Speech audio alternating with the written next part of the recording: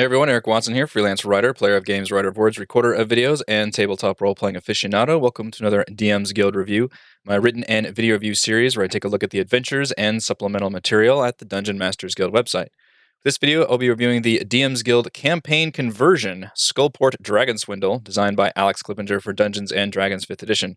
A review copy has been provided for the purposes of this review. If you enjoy my videos, consider using my affiliate links for your DM's Guild shopping and supporting me via patreon.com/RogueWatson. Shoutouts to my platinum patrons, Andrew, Richard, Joe, Will, Tiny Dancer, Nick, and Rodney. And gold patrons, RPG Papercrafts, Charming Grenade, Pretty Boy and Yuma, Marcos de Vicente Gilberto, Sean, aka Cert2B, Adam, Dead Lizard Lounge, Sam, and Arash. Thank you all very much for your support. So, Waterdeep Dragon Heist was not one of my favorite campaigns. I'll be honest, I did not like Waterdeep Dragon Heist. When I reviewed it, I had some severe misgivings about it, not just because it was personally my first taste of the Dice and Logos map style, which would apparently go on to become Wizards of the Coast's normal map art style, which I did not and still do not care for. But I didn't like the narrative structure behind it either. I didn't like the multiple villains, the seasonal thing that you could run it in one of 4 different ways. I didn't like that there wasn't a really good, clear villain for an antagonist. You just kind of fought henchmen. I didn't like that the villain layers were fully fleshed out, yet you never actually have to go there. I didn't like how the different villain seasons, however that you want to call that, has different orders of events that take place for this encounter chain that just kind of reshuffles them. It's a narrative structure that I did not like in every conceivable way. And I just didn't find anything out of it that, other than, I guess, if you wanted more information on Waterdeep, then good for you. But if I had to rank all the D&D adventures, again, obviously I have not played them all. Most of us probably haven't, unless you're just really churning through this content very quickly. I would put Waterdeep Dragon Heist at the bottom. I think it would have to be the weakest adventure, in my opinion, that Wizards has put out. So, what Skullport Dragon Swindle does is it is a total conversion mod. The author says hack. All these things kind of mean the same thing. It takes that existing campaign adventure and rewrites it to, instead of taking place in Waterdeep, it takes place in Skullport, which is the hive of scum and villainy that resides under Waterdeep. In fact, it's on one of the levels of Dungeon of the Mad Mage, Under Mountain. I forget which level, but it's lower than I thought it was. It's not directly underneath, which is a really neat idea. It goes full on to where you literally need to have a copy of Waterdeep Dragon Heist already. You cannot run this without Dragon Heist, and it takes that existing adventure and then modifies it by adding different villain antagonists, slightly switching around some of the encounters, and of course using Skullport as the main urban adventure environment other than Waterdeep. And it's actually amazing how well this works. I was very impressed with how well the designer utilizes Skullport, and I was just impressed on how well you can just pick up this entire adventure, move it to a different location. That's not just a different city, but it's like an underground city of, villains and monsters. And everything kind of plays out very similarly. That's both a strength and a weakness, I think, of the way Waterdeep Dragon Heist was built. Very modular format, almost very Adventure League-y, where you could just, mix and match different encounters and create essentially the same adventure that ends up with the same climax. So the cool part is this sets out to do that, and it succeeds, I believe. The bad part is I didn't really like the base material to begin with, and this doesn't fundamentally change anything, which is kind of the point. It doesn't want to change that structure. It still has, the factions and the side missions you can do with all of them that are just like one paragraph long. It still has the encounter structure. It still has the basic narrative structure of you having to follow the little robot man, and Volo's friend gets captured early on, and all of that is literally the same. It just changes mainly the factions themselves, the villains, and then the town stuff, and just kind of adds some flavoring. So that part's impressive, and it was cool to see the change. And I do think that running, Waterdeep is a neat town, a city, a town. It's a city, and there's a lot going on. I think Skullport has the potential to be even more interesting and more unique and flavorful because specifically it would make a good home for an evil aligned party, or at least a non-good party, or maybe a party of more monstrous PCs. A lot of people like to play, as kobolds and bugbears and all those.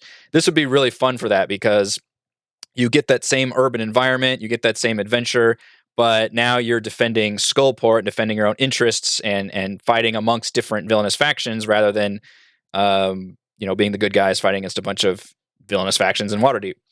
So that part works well, but as somebody who did not at all like Dragon Heist or the way it was built or the maps that it used or any of that, this doesn't change any of that. It's basically the same thing. So ultimately, I come away not terribly excited, which is a bummer because I know a lot of cool work was put into this. There's some cool art.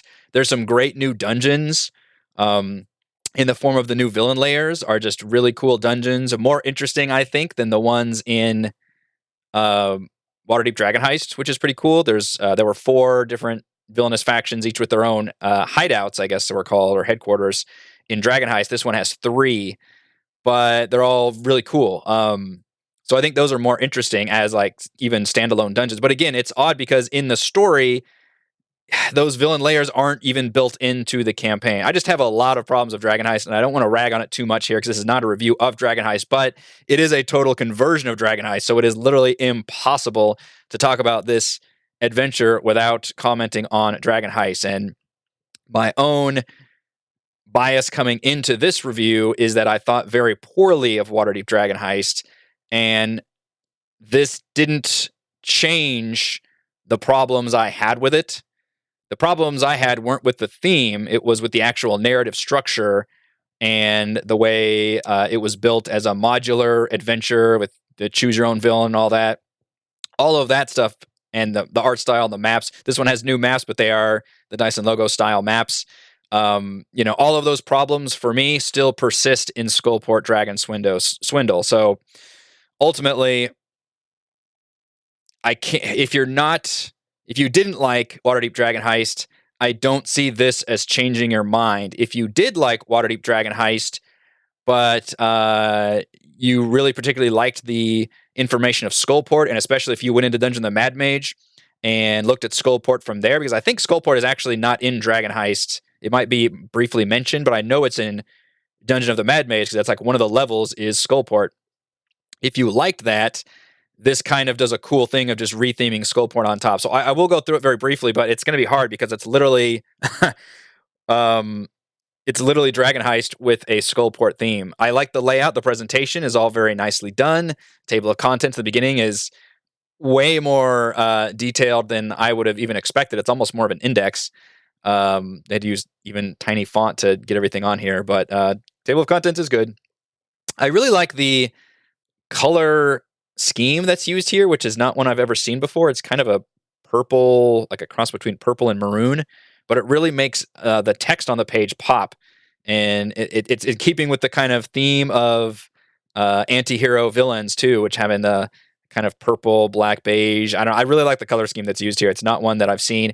And it's cool because it specifically doesn't take that same font and color scheme of the player's handbook and all of those, which have a very well-worn style that we've seen again and again from a lot of DMs Guild stuff, and I like that look. But I like it when creators also do their own thing, but still make it look like a professional layout. And I think this does that very well. But literally all the chapters are built right out of Dragon Heist, so it has a very good overview at the beginning that tells you exactly, here's how to run this conversion, here's what you need, here's what you don't need. In other words, you need Waterdeep Dragon Heist to be able to run it because a lot of the stuff, so it'll be like the encounter chapter will say like, okay, this encounter is basically the same as in Dragon Heist, but we've made these following adjustments. So you have to literally have that book open looking at that and then see these adjustments to, conversions and mods work better in video games because obviously the digital thing,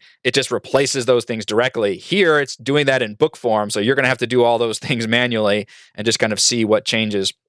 And for some of encounters, the encounter section at least, entire areas were changed and we get new maps, which is neat. So there are certain areas like the mausoleum is replaced with a shipwreck or something to make it more flavorful. But we do get entirely new dungeon designs, and all of those I thought were well done. I don't like the map art style.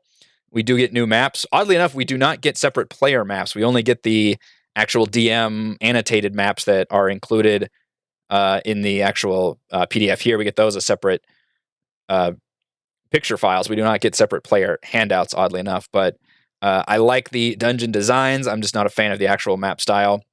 New factions are provided. So instead of, the Lords Alliance and Order of the Gauntlet and all those, from topside D&D, we've got the Kraken Society and the Reforged Ring and the Zentarum and the Xanathars.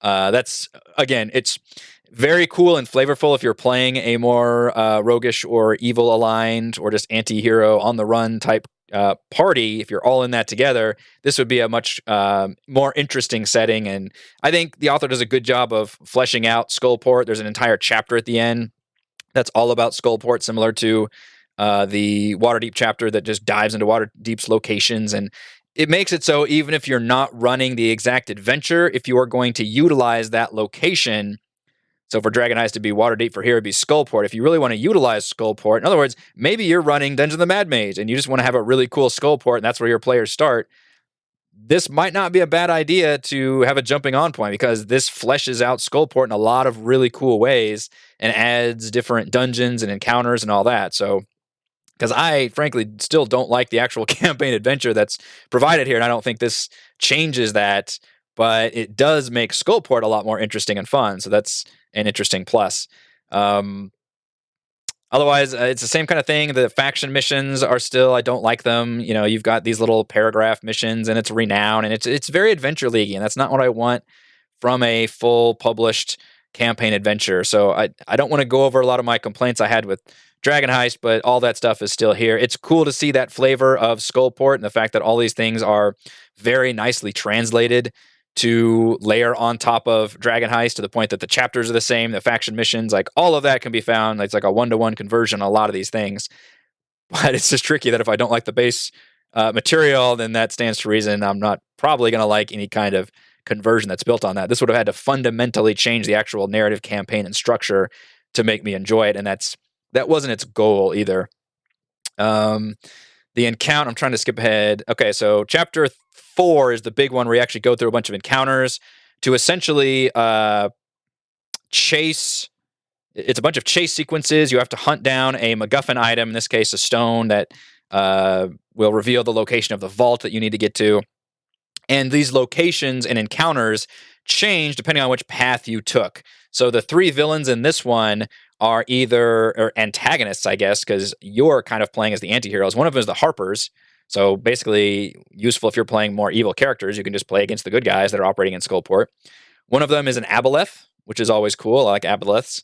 And then the third one is basically a custom-built enlightened version of the Skulls of Skullport, which are their really cool security system that just fly around and fuck with people and lay down all these laws. Really, really neat, flavorful part of Skullport. And one of the villains is just a powerful version of that skull that is kind of operating behind the scenes and can animate piles of trash called ragamuffins, which is pretty funny, and has this really trashy layer of just, insects and spiders and shit like that. So the new villains are pretty cool. The Harper one's probably the weakest just because it's a more standard, just group of people. The more monstrous ones, I think, are a little more flavorful, but I do like all the new villains that are provided here, which is nice. But it does the same structure. It does, it depending on which path you choose, that actually changes the entire order of events, and some of them you don't even use. So, for example, if you are running, let's see, encounter chains.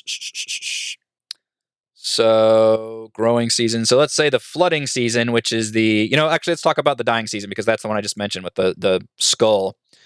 The stone is brought to Kraken's Folly in Merkshore, hired thugs. So first you do encounter 2, which is Merkshore. Then there's a chase sequence on the rooftop chase. Then you actually go to the wreck of the ship, which is encounter 4. So you go from 2 to 5 to 4. Then you go to the tavern. as you try to negotiate for the Turn of the Stone in Encounter 8. Encounter 3 is another chase sequence. And then finally, Encounter 10. And then Encounter 1, you have to fight with the servants. And then I believe you get to the cellar, and that's where the actual vault is located, which is Encounter 9. And again, all of them change depending on what order of events that you do, exactly like Dragon Heist. So you can just read ahead as the DM. Technically, you could play the first 2 or 3 chapters and decide maybe what your players want to do, but ultimately it's probably, and I mentioned this with my Dragon Heist review, your DM's probably just going to end up choosing like which, or your DM, us, are going to end up just choosing which enemy type that you think is more interesting and which path is the most narratively satisfying, which my answer would be none of them are particularly satisfying, but at least this one offers some more interesting enemies, so I'll give it that. But these are all mentioned here. Some of them, again, are taken directly from the book, so you'll literally use those maps, but just with different flavor. So, like, guards will instead be part of the Xanathar Guild, for example. It's actually pretty easy to layer on this flavor, not to take away from what this does, but in terms of how similar Waterdeep is to Skullport, it's just kind of 2 sides of the same coin.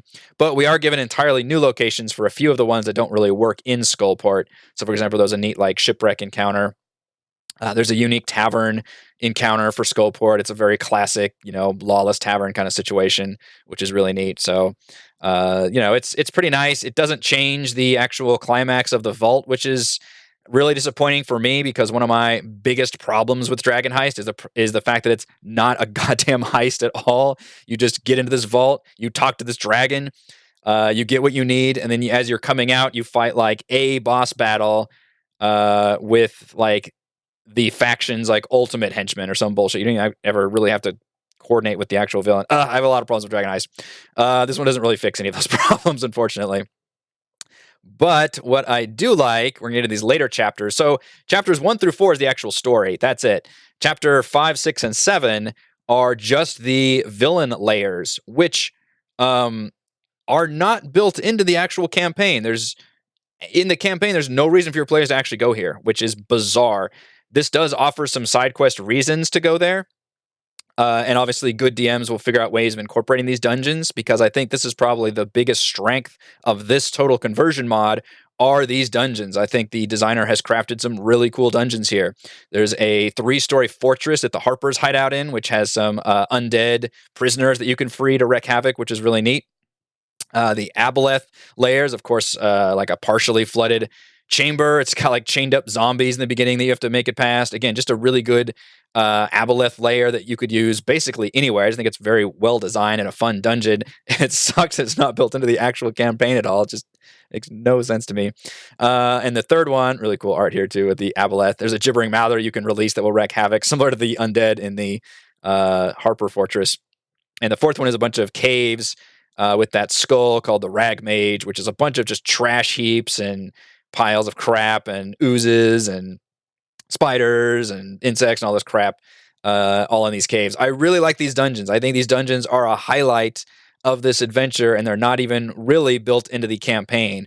So oddly enough, I would almost recommend, even if you're not going to be running Dragon Heist or this conversion mod on top of Dragon Heist to turn it into Skullport Dragon Swindle, it's almost maybe worth getting just if you're running a Skullport campaign, or again, Dungeons of the Mad Mage or something that uses Skullport, or you just want these done. I guess if you're just going to use the dungeons, that might not be quite as worth it for you. But honestly, I think these dungeons are amazing. Like, each one is a full chapter. It's got, each one is a very large sized dungeon. It makes a lot of sense with how the different creatures work and operate. They're just good dungeons. So, and I appreciate good dungeons. So I think that's one of the highlights of this conversion are those dungeons. The other highlight is Skullport itself. The author does a fantastic job bringing Skullport to life. Similar to how if you're going to run any kind of adventure in Waterdeep, Dragon Heist is useful for that reason, even if you're not going to run that adventure. It just does a lot of good stuff with Waterdeep and offers a lot of locations and information and all that. This one does all of that for Skullport, which is really cool to see. So it offers some history and I think 2 different maps.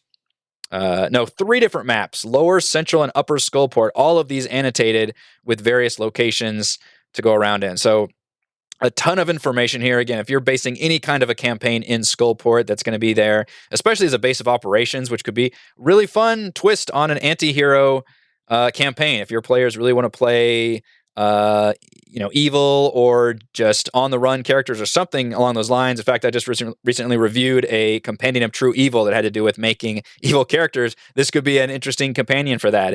I think this would be a fun, at least setting, if not campaign. Because again, I'm not a big fan of the campaign, but I do like all the information provided here to maybe run your own campaign or interject this into Dungeon of the Mad Mage, which is an okay campaign, but a great dungeon crawl.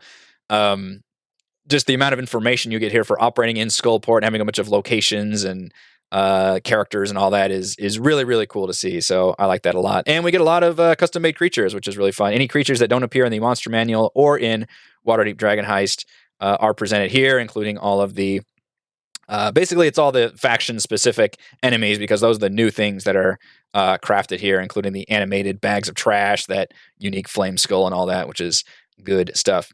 All right, let's go over my... And it's weird that I kind of went pretty fast over a 100-page DM's Guild product, but it basically is Waterdeep Dragon Heist, but as a conversion. So I don't, I could review, just look at my review for Waterdeep Dragon Heist, or, go back and refresh yourself on it, and then look at this. And that's pretty much the information that you need to know, whether you're going to enjoy this or not. My pros and cons for Skullport Dragon Swindle. Pros: it soundly converts all the events, factions, and locations from Waterdeep Dragon Heist into Skullport. Just basically what it says on the box. I was really impressed with the fact that this was even a thing. I'd never heard of a total conversion of an existing 5e campaign before. I think it's a really neat idea. And I was astonished with, frankly, how well it works. How many encounters are just like, run as written, but make these following changes. And that immediately just shifts it to a Skullport location with a few adjustments. And the changes that are made are well done to where we get all new maps, all new locations, and all of that. So it's not like it just throws out, random ideas. It really does create the material you need for the stuff that doesn't convert exactly. Then it gives you all new material. So it's not exactly completely piggybacking off Waterdeep Dragon Heist, but you do have to have Dragon Heist in order to run this adventure as written, because a lot of it is just, hey, we're converting this to this, make these changes, and then here are the few new things you need. Pro: 3 fun, meaty villain layer dungeon crawls. I do like the new antagonists that are created, which are here on the cover. And I especially like their dungeon designs. I think they're really fun. They're flavorful. They've got a lot going on. They're large dungeons. It's a bummer that they're not included really in the campaign, which is true of Waterdeep Dragon Heist as well. Those had big villainous headquarters. I actually think I like these maybe even a little bit more than the ones in Dragon Heist, which is really cool to see. So just really great dungeons. And pro: like Dragon Heist, the detailed Waterdeep, Dragon Swindle features an entire chapter on Skullport's history and location. So as Dragon Heist does for Waterdeep, and really, as Descent into Avernus does to Baldur's Gate as well, Dragon Swindle provides a lot of information on Skullport, really creating a full city that you can base your campaign around and use as a base of operations, and make your characters hopefully have enough motivations, which is an interesting thing for, non-good anti-hero characters. They need that proper motivation that's going to keep them together and keep them on the narrative track. You can play evil characters and not play complete psychopaths, and you want to do your best interest, but defending your home turf, that's something that we can all kind of agree on as a good thing. So I think that could be a really fun basis for a more evil aligned campaign. Cons: basically, it doesn't fundamentally change the poor narrative structure of Waterdeep Dragon Heist. I do not like Dragon Heist. There's so much about it I don't like. And this doesn't attempt to fix all of that. It also doesn't set out to try to fix all of that. So I'm still putting it as a con because I don't like Dragon Heist, and none of the things in here makes me want to run this adventure. But I also recognize the fact that this isn't trying to change that structure. I don't like the way the factions are set up to give you like little paragraph style side quests. I don't like the choose your own villain aspect. I don't like the modular approach to the encounter system. I don't like the villain or the Vault of Dragons climax. There's so much of it I don't like. And unfortunately, all of that pretty much directly translate to Skullport Dragon Swindle. So the problems I have with Dragon Heist are the problems I have with Dragon Swindle. And cons, the other big con is, as much as I do appreciate the dungeon designs and the fact that we get maps, it is that Dice and Logos art style, map art style that I do not like. It's that black and white, very basic, not a lot of detail, lots of just lines, art style. I know that's a personal preference thing, but this is my personal review. I do not like that art style, and I will basically call it out as a con pretty much every time I see it. My final verdict: Skullport Dragon Swindle is an impressive total conversion of Dragon Heist with an anti-hero theme while maintaining the original design. Thank you to everyone for watching this video review. You can see my written review at roguewatson.com. You can support my work at patreon.com/roguewatson, and you can follow our own D&D adventures here on my YouTube channel. Thank you.